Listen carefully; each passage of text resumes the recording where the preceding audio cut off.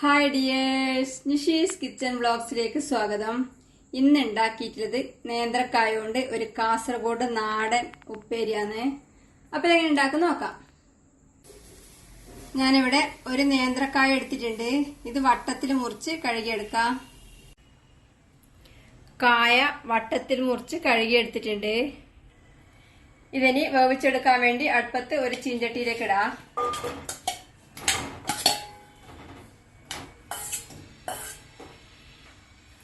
ഇതിലേക്ക് വേവാൻ വേണ്ടുന്ന കുറച്ച് വെള്ളം ഒഴിച്ച് തീ കത്തിക്കാം.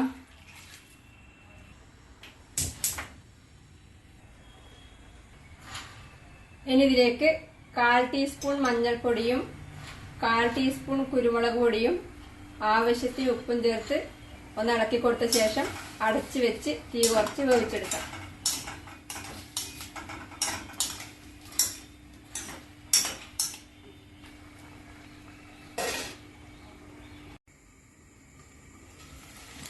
ഇപ്പോ കായ വെന്ത് വെള്ളം ഏകദേശം വറ്റിയിട്ടുണ്ട്.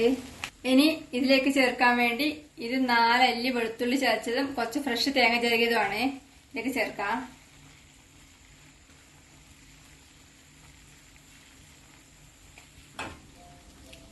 ഇതിനി നല്ലോണം ഇളക്കി മിക്സ് ചെയ്ത് ഒന്ന് ചൂടായ ശേഷം തീ ഓഫ് ചെയ്യാം.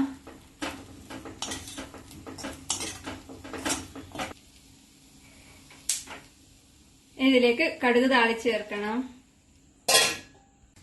ഒരു പാനില് വെളിച്ചെണ്ണ ഒഴിച്ച് ചൂടാക്കി 1/2 ടീസ്പൂൺ കടുകും 1/4 ടീസ്പൂണിനേക്കാളും കുറച്ച് ഉഴുന്നുപരിപ്പും ഒരു വറ്റൽമുളകും കുറച്ച് കറിവേപ്പിലയിട്ട് താളിക്കാം. കടുക് പൊട്ടിക്കഴിയുമ്പോൾ തീ ഓഫ് ചെയ്ത് ഉപ്പേരിയിലേക്ക് ചേർക്കാം. നല്ല ടേസ്റ്റി ആയിട്ടുള്ള കാസർഗോഡ് നാടൻ കായവട്ട ഉപ്പേരി റെഡിയാണ്. ഇതൊരു വേറൊരു പ്ലേറ്റ് വിളമ്പാ.